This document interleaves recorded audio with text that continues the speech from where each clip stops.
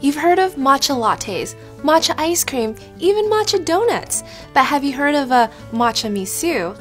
It's a Japanese twist on a classic tiramisu, and best of all, it requires 0 baking. So let's get started. So I have a little bit of milk in my medium saucepan that I'll just heat up until it starts to steam.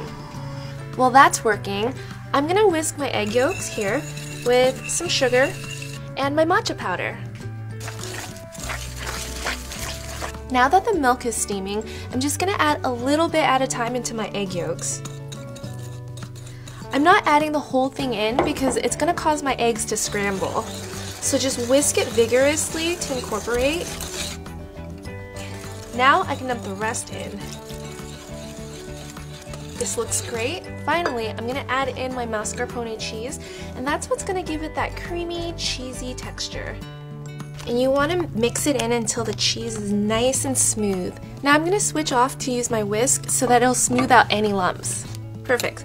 So now I'll set this aside and I'm going to start working on my whipped cream. I already have some whipping cream and I'll just add a little bit of vanilla extract. I'll whip it up until I get stiff peaks. Awesome, I think our whipping cream is just about done. I think we've reached stiff peaks, so when you take the paddle out, it should stand up on its own. I'm going to incorporate my matcha mixture into the whipped cream. I'll just gently fold it in one by one so we don't deflate the cream. Since the cream is nice and fluffy, it'll give the matcha cream this light and airy texture. So now I'll set this aside and work on my cake part of the matcha misu. Our water's come to a rolling boil, so I'm just going to add my sugar and whisk it until it starts to dissolve. Looks good. Now I'll add in more matcha powder. This matcha powder is going to give our cake layer that nice earthy flavor. Now that my mixture is all combined, I'm going to transfer it to a bowl and let it cool completely before we start dipping. Our matcha mixture is completely cool, so now I'll just dip in the ladyfingers one by one. Dipping the ladyfingers into this matcha mixture will help the ladyfingers to expand into this delicious cake later. Now that I'm done with my first layer of ladyfingers, I'm going to take my matcha cream and just add a thin layer on top. I'll spread it out so that it covers each and every ladyfinger. You want a little bit of cream in every bite.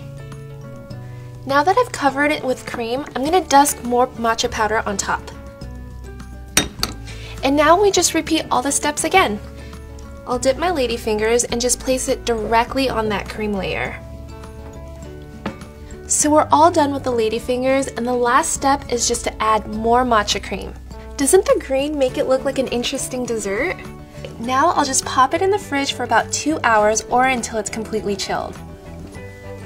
Our matcha misu has finished chilling for a few hours, and it's going to form a little bit of a dark spot in a few areas on top, but that's alright, you can always dust it with more matcha powder. So let's dig in. Look at all the beautiful layers here. You get the cream, the ladyfinger, and you can see that it's expanded and it looks very cake-like.